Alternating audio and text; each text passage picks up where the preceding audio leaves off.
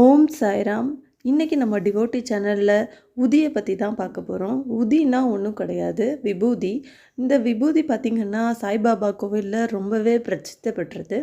ஏன்னா இந்த உதியை கொஞ்சம் எடுத்து நம்ம உடம்பு வலியோ உடம்பு சரியில்லாத நேரத்தில் இந்த உதியை எடுத்து நம்ம வாயில் போட்டுக்கிட்டு நமக்கு அடிபடுற இடமோ வலிக்கிற இடமோ அந்த மாதிரி இடத்துல நம்ம தடவிக்கிட்டோம்னா கொஞ்ச நேரத்துலேயே அது சரியாயிருன்றது ஒரு நம்பிக்கை. அதுதான் இப்பயும் நம்ம சாய் பக்தர்கள் மேற்கொண்டுட்ருக்காங்க. ஒரு சாய் பக்தருக்கு இந்த உதி எப்படி உதவுச்சுன்றது தான் இப்போ பார்க்க போகிறோம்.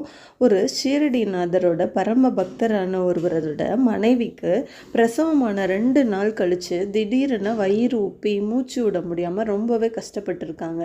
அந்த பிரசவம் பார்த்து டாக்டர் என்ன சொன்னாங்கன்னா, அந்த பெண்ணை உடனே நீங்கள் பெரிய ஹாஸ்பிட்டலுக்கு கூட்டிகிட்டு போங்கன்னு சொல்கிறாங்க.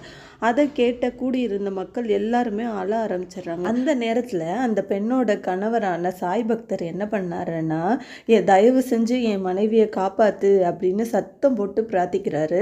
அப்புறமா தன் மனைவியோட மணிக்கட்டில் புனித கயிறை கட்டுறாரு. அதுக்கப்புறமா உப்பிய வயிற்றுல சிறிது உதியை எடுத்து தடவி விட்டுட்டு கொஞ்சம் உதியை எடுத்து அவரோட வாயில் போடுறாரு. இந்த சம்பவம் நடந்து கொஞ்ச நேரத்திலேயே அந்த பெண்ணோட வயிறு சகஜமாக திரும்பிடுச்சு. அதுக்கப்புறமா அந்த பொண்ணு நார்மலாகவும் மூச்சு விட முடிஞ்சுது. அதுக்கப்புறமா அங்கே கூடியிருந்த மக்கள் எல்லாருமே ரொம்பவே திகைச்சு போயிட்டாங்க, ஆச்சரியமும் பட்டாங்க. இப்படி தான் சாய்நாதர்கிட்ட சரணாகதி அடைஞ்சவரை அவர் ஒருபோதும் கைவிட மாட்டார்.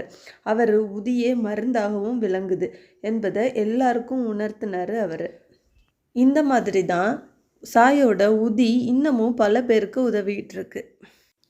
நம்பிக்கையோடையும் ஆழ்ந்த பக்தியோடையும் நம்ம சாய்பாபாவை வணங்கும் போது ஒவ்வொரு தடவையும் சாய் நம்மளை கைவிடவே மாட்டார். நம்ம எப்போதுமே நம்மளை பார்த்துக்கிட்டே தான் இருக்கார். ஓம் சாய்ராம்.